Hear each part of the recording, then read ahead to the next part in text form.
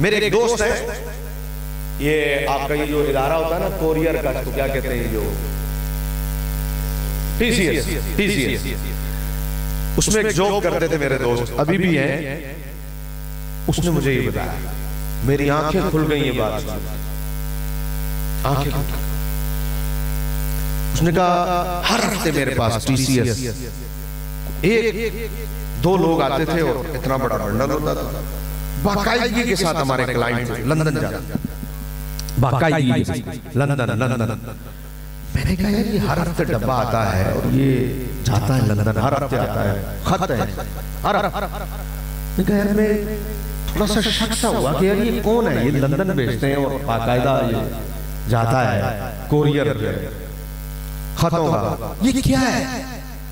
मैंने कहा एक दिन मैंने ना ऐसा शक सा हुआ कि क्या भेजते हैं यार, जमाने से आ रहे हैं मेरे पास।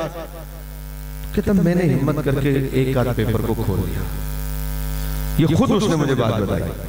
कहता मैंने खोला तो मैं हैरान रह गया कि उसमें बाकायदा नाम के साथ एड्रेस के साथ उसको दी हुई रकम, कितना पैसा दिया, कितने में बंदा खरीदा, उसको दी जाने वाली सहूलियात, घर दिया, गाड़ी दी या जो भी दिया, और ये सब तफसील, और नीचे उसका सारा नाम, एड्रेस, और ये सब भेजा जाता था।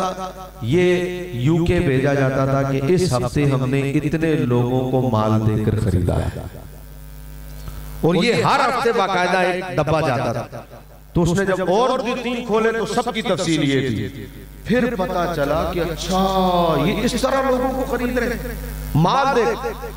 उसने मुझसे मसला पूछा, उसने कहा मैं क्या करूं, ये वाला इस तरह जाता है। मैंने कहा पुत्र साड़ दे, किसी तरह साड़ दे, ये और तेरा काम है, आगे की करें। उन्होंने कहा ये तो बाकायदा प्लानिंग के साथ काम हो रहा, हमारे मुल्क में लोगों को खरीदा जा रहा है। ये इस दौर की बात कर रहा हूँ, ये 2023 में मुझे, या गालबन 2022 में मुझे उसने ये बात बताई थी। 3-4 साल हुए, आज 25 चल रहा है, यानी कोई पुरानी बात नहीं कर रहा।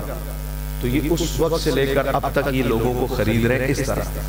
इसका मतलब है हमें अपना ईमान बचाने के लिए इस बात का ख्याल करना पड़ेगा कि हमें नौकरी देने वाला कौन है, हमें वीजा देने वाला कौन है, हमें निकाह की ऑफर कराने वाला, हमें अपने बच्चों के लिए भी इस बात को देखना पड़ेगा।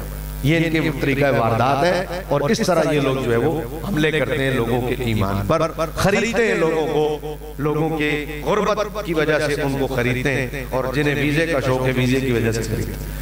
तो हमें इन चीजों का मुकाबला करना पड़ेगा। हमें स्कूल बनाने पड़ेंगे अपने इलाकों में, और स्कूलों में अपने बच्चों को खत्म नबूवत पर तालीम देनी पड़ेगी। हमें हॉस्पिटल बनाने पड़ेंगे, और हमें हॉस्पिटल्स में भी इसका मुकाबला, क्योंकि वो हॉस्पिटल बना रहे हैं, वो स्कूल बना रहे हैं, हमें ये सारे काम भी साथ साथ करने पड़ेंगे। इसके बगैर गुजारा नहीं है। सिर्फ मस्जिद में रहकर दरसे कुरान और तकरीर से हम इसका मुकाबला नहीं कर सकेंगे, हमें एक कदम आगे भी बढ़ाना पड़ेगा।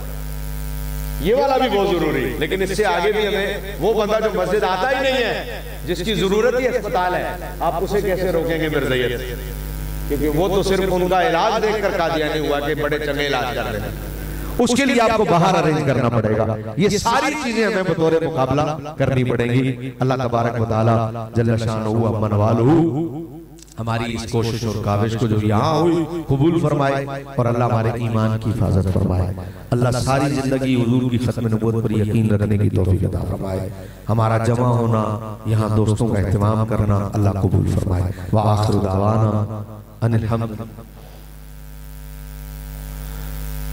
टाइम तो हो गया। अब ये कहते हैं कि नाज़ शरीफ पढ़ दें, तो मैं उसके चंद अशआर पेश कर देता हूँ। दुरूद शरीफ पढ़ दें। सल्लल्लाहु अलैहि